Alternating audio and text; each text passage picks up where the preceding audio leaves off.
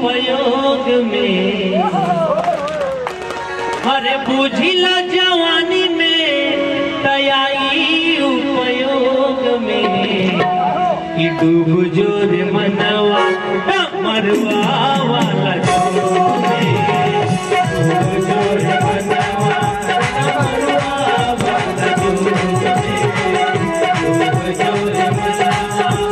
मरवा वाला जोर में, डूब जोर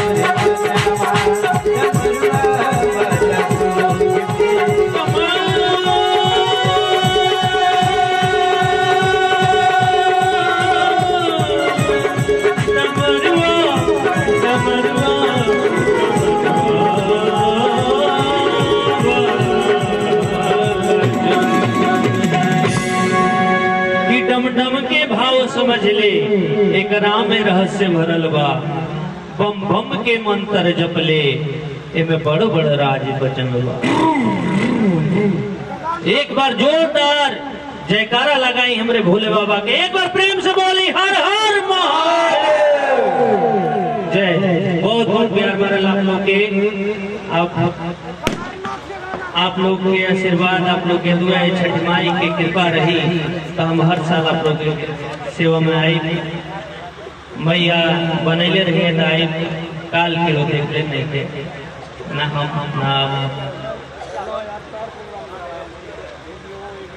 हम सर्व संकीर्तन समिति की ओर से दुर्गे जी गाए हैं। छठ करने वाले से पूछिए, उसकी शरीर का रोना खड़ा हो गया होगा। जो जिसके अंदर श्रद्धा हो, अभी भी हजारों भाई हमारे यहाँ हैं, आगे बढ़ भी यही छठ मैया की, शिव जी की, दुर्गा जी की, जिसमें सबको रहस्य हो। रॉकेटी डांस क्या है? 5 मिनट 10 मिनट का होता है। मैं चाहता हूँ हमारे संस्कृति कार्यक्रम होता है, यहाँ पर हजारों में हमारी माँ बहन बेटी सारे यहाँ थी, मगर 12 बजे उनको जाना पड़ा। इसलिए हमारे आपके चक्कर में, हमारे आपके चक्कर में यहाँ से निकालना पड़ा है। उसकी भी नैन है। हम आप लोग 17 जगह प्रोग्राम हो जाता है तो चला जाता है, हमारी माँ बहने बेटी कहीं नहीं जा पाती। आज उनकी घर में छठ था, उनकी घर में छठ था। अगला कितना आशा करके आई होगी कि मैं पूरी रात प्रोग्राम देखूंगा, मगर हमारे आपकी कमी की वजह से, शोषण की कमी से वो सब 12 बजे यहाँ से चली गई। मैं पूरे साल छठ में लगा रहता हूँ। आज हमें इतना दुख हुआ है, जो भाई को हमेशा हाथ जोड़ता हूँ, पैर जोड़ता हूँ, उनके लिए पूरे साल में छठ पूजा के लिए लगा रहता हूँ, वो भाई अपनी माँ बहन बेटी को कदर नहीं कर पाया। आज हमारे 1000 भाई हैं, कल हमारे लाखों भाई ये बात को समझे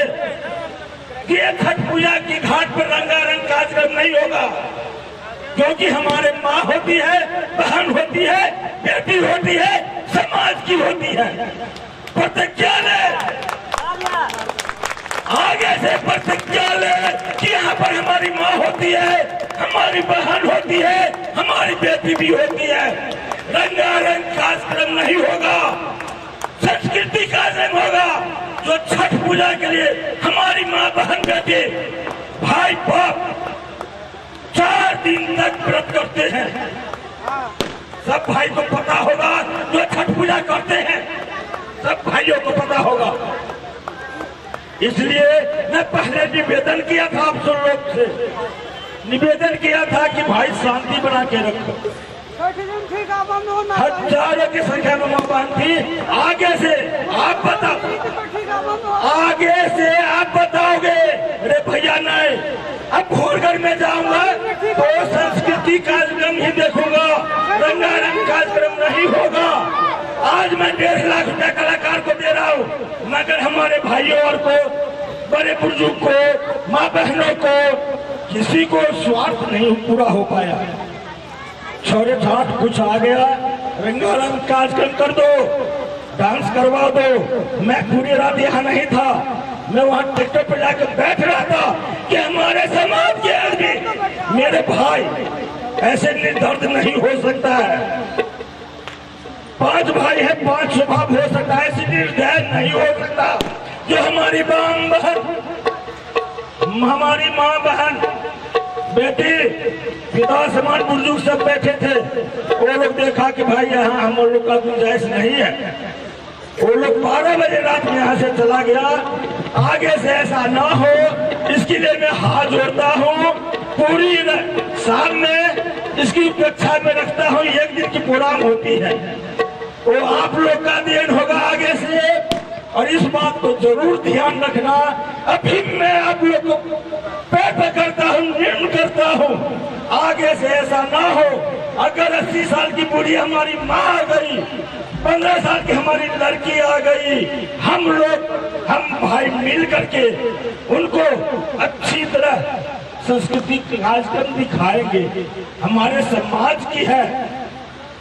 ये नहीं यादव जी की लड़की नहीं है, यादव जी की मां नहीं है, वो पूरी समाज की है, पूरी समिति की है। इस बात को आप लोग प्रतिज्ञा ले लीजिए और आगे से सोचिए और ऐसा ही करिएगा। हमारे बहुत बड़ा कलाकार आए हुए हैं, विष्णु ओझा, ये हमारे मनोज तिवारी का शिष्य, वही मनोज तिवारी का गुरु है हमारे विष्णु ओझा जी। छठ की गाना कुछ चलेगा शांति पूर्वक बैठ करके। अभी बहुत ही माता बहनें आ गई है घाट पर, वो लोग भी सुनेगी, हम भाई सब मिल करके सुनेंगे। 1 घंटा का प्रोग्राम हमारी बची है। एक बार जोर से बोले छठ महारानी की, छठ महारानी की। हेलो पूरल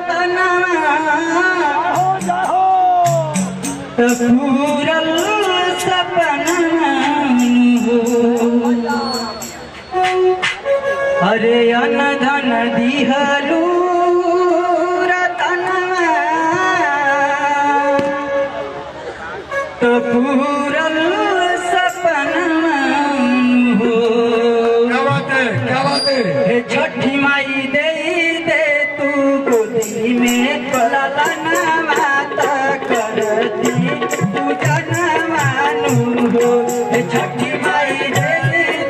तू गोदी में ललना माता करती पूजन मानू हो। अन धन दिहलू रतनवा पूरल सपना मानू हो। अन धन दिहलू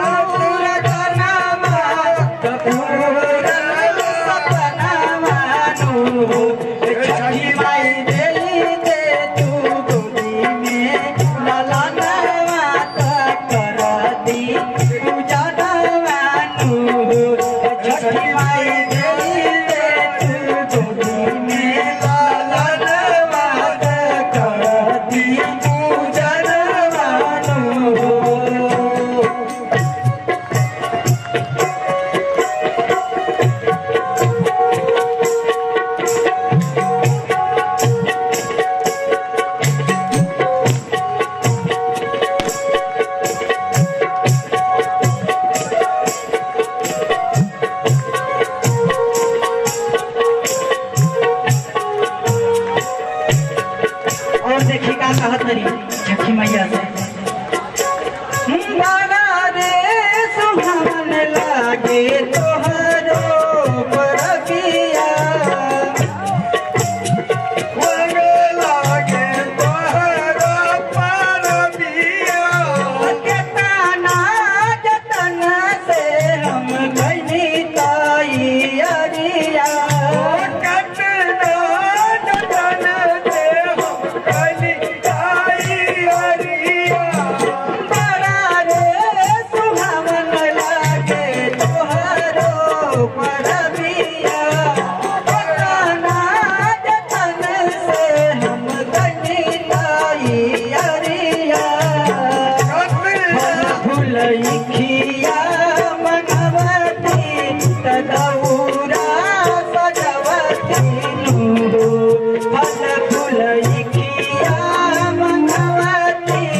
दौरा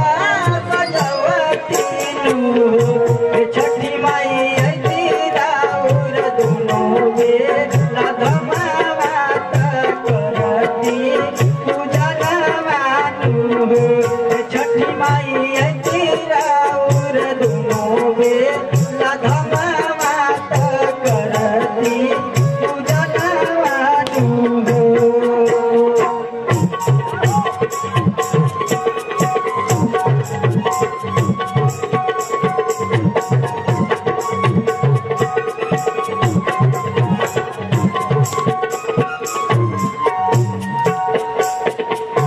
महिमा महान माई जाने सारा दुनिया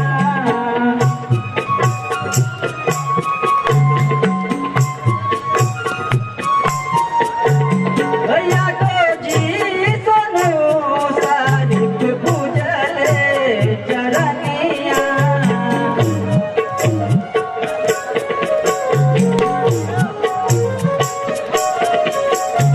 महिमा महान माई जाने सारा दुनिया यादव जी सोनू सारिक पूजले चरनिया संदीप सुगम के बोलावती भजन गवावती संदीप सुगम के बोलावती भजन करवती छठी माई स्वर गुजे सगरो भवनवात करती पूजनवानु छठी माई स्वर गुजे सगरो भवनवात करती पूजनवानु अन धन दिहलु रतनवा पूरल सपनवानु अन धन दिहलु रतनवा पूरल सपनवानु छठी माई जय तू गोदी में ललनवात करती पूजनवानु छठी माई जय तू गोदी में ललनवात करती पूजनवानु छठी माई जय तू गोदी में ललनवात करती पूजनवानु छठी माई जय तू गोदी में ललनवात करती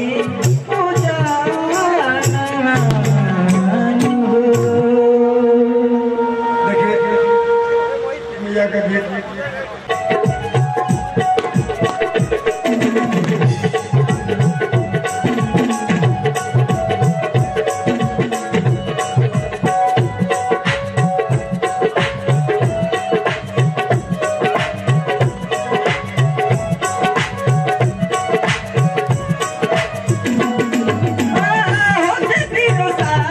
बोले लागे कोई नारिया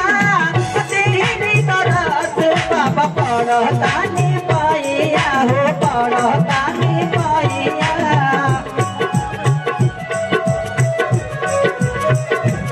होते बिनुसार बाबा कोई होते बिनुसार बोले लागे कोई नारिया तेरी तरस बाबा पड़तानी पाइया अब ना लगाई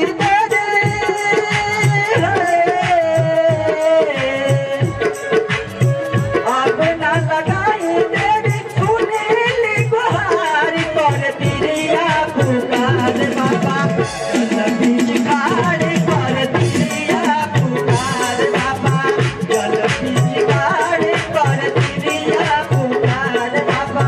जल बीच खाड़ कर दिरिया पुकार बाबा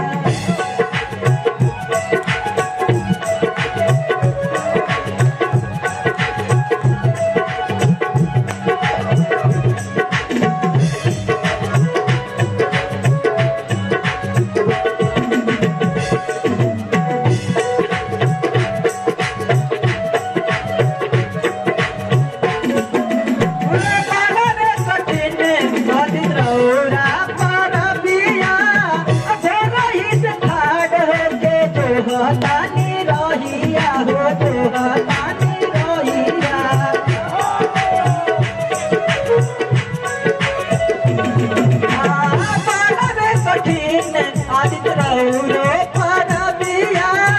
भोरही से खाड़ होके जो होता निरहिया हो जो होता निरहिया सुनी सुनी गोदिया के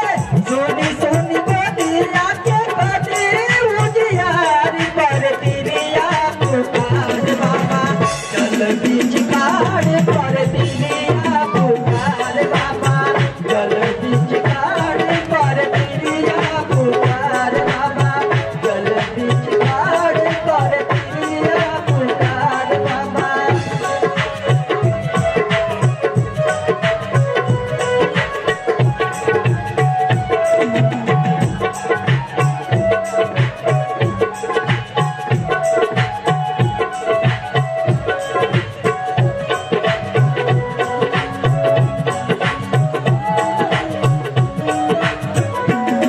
संदीप सुगम लोक लिखेले बरपिया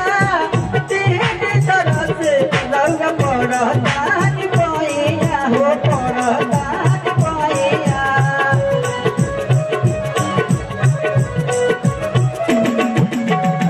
संदीप सुगम लोक पड़तान पैया तीन घड़िए पाइया उगते उजियार भाईल पूजे संसार कर तिरिया पुकार बाबा जल बीच खाड़ कर तिरिया पुकार बाबा जल बीच खाड़ कर तिरिया पुकार बाबा जल बीच खाड़ कर तिरिया पुकार बाबा जल बीच खाड़ कर तिरिया पुकार बाबा जल बीच खाड़ कर तिरिया पुकार हेलो हेलो प्रेम से बोली छठी मैया की हेलो अब आपके सामने आपके बीच का कलाकार हेलो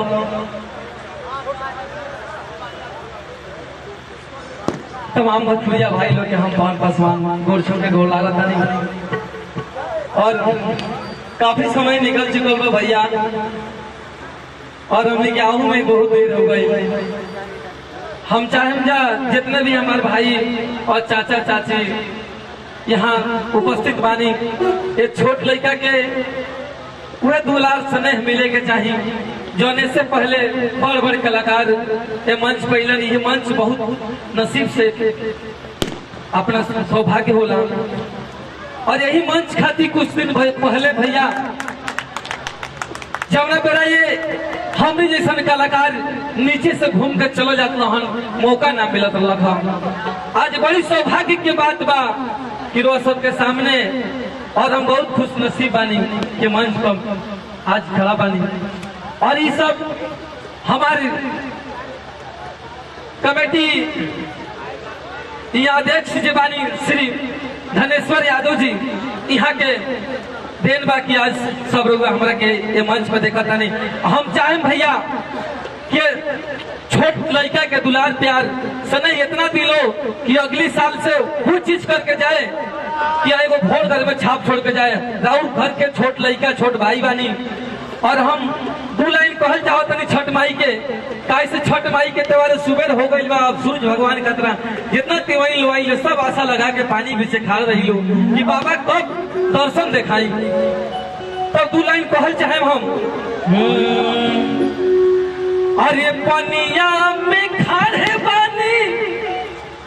अरे लेके सुपुलिया अरे पनिया में खारे बानी लेके सुपुलिया अरे कलहू से बानी निसियार जी दर्शन दीना आदि तक सैया बाबा आज इतना देर काहे कैले बानी रउआ रोज रउआ सवेरी उग जात रहनी हो आज बताई इतना देरी कैले बानी अरे दर्शन दीना आदि तक सैया दर्शन दीना